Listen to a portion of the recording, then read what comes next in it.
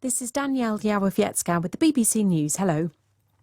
Reports from Sudan say clashes between rival military factions there have continued, making it difficult for foreign nationals to leave. A drone video has shown smoke rising near the capital, Khartoum. Kalkadan Yibeltel says civilians are facing increasing hardship. The situation for ordinary Sudanese people has been dire, and every day things are worsening. We're seeing all these reports showing us the deterioration of the health sector, and also aid agencies have been unable to operate as well, so some of them are suspending their operations entirely. Residents do not have access to basic supplies like water, electricity, and their food stocks are depleting. In addition to this fighting is happening in urban centers, in crowded residential areas, and there are fears that the casualties could grow. Police in Kenya say they've exhumed 21 bodies during an investigation into a religious group whose followers were allegedly urged to starve themselves in order to meet Jesus. Search efforts are continuing near the coastal town of Malindi. The leader of the Good News International Church has denied wrongdoing. Military officials in Mali say an army helicopter has crashed in a residential neighbourhood of the capital, Bamako, as it returned from what was described as an anti-jihadist operation.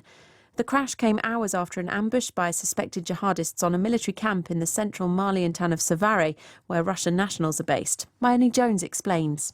Last year, the Malian military that runs the country invited what it calls Russian military instructors to come and help them in their fight against the various Islamist groups that have been targeting the country and carrying out attacks in the country. Now, the US and other international countries say that these instructors are in fact mercenaries from the Russian Wagner group. This is something that the military has denied, but I think it's widely accepted that Wagner is present in Mali and is helping the Malian forces fight the Islamist groups there. Brazil's President Luiz Inácio Lula da Silva has sought to play down differences with Europe and the US over the Russian invasion of Ukraine. During a visit to Lisbon, he signed a joint declaration with the Portuguese Prime Minister.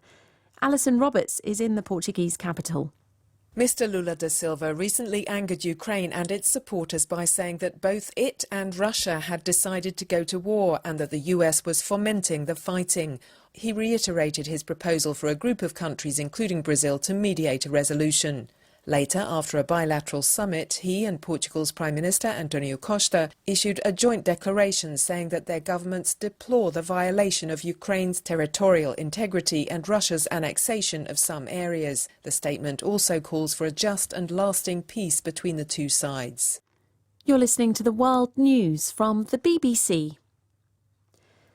The governor of Kharkiv in eastern Ukraine says at least 5 Russian missiles hit the city and surrounding areas on Saturday.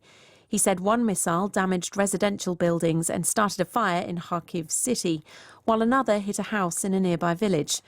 Earlier, the military said 1 Russian helicopter and 4 drones had been shot down. A protest rally is taking place in the Colombian capital, Bogotá, against reforms proposed by the left-wing president Gustavo Petro. Protesters waving Colombian flags and signs ended their march in front of the Congress building, where the reforms are under discussion. Mr. Petro has presented reform bills on healthcare, employment and pensions, key areas of his anti-poverty strategy. Protests have taken place in Israel for the 16th consecutive week against plans to overhaul the judicial system. Hundreds of thousands of people marched in various locations across the country. Protesters see the plans, which would curb the power of the courts, as a threat to democracy. A Welsh football team who've attracted fans worldwide are celebrating their return to the English Football League for the first time in 15 years. Wrexham gained global attention after being bought by the Hollywood stars Ryan Reynolds and Rob McElhenney. Peter Gillibrand of BBC Wales watched the club win the National League title. Within the first minute of the match, Boreham Wood scored the worst possible start for Wrexham. The Red Dragons then replied a quarter of an hour later and the Wrexham crowd went crazy. 1-1 at half-time. But it wasn't over just yet. Man of the match Paul Mullin scored in the 52nd minute, 2-1. Then Wrexham's star player scored again in the 71st minute to make it 3-1.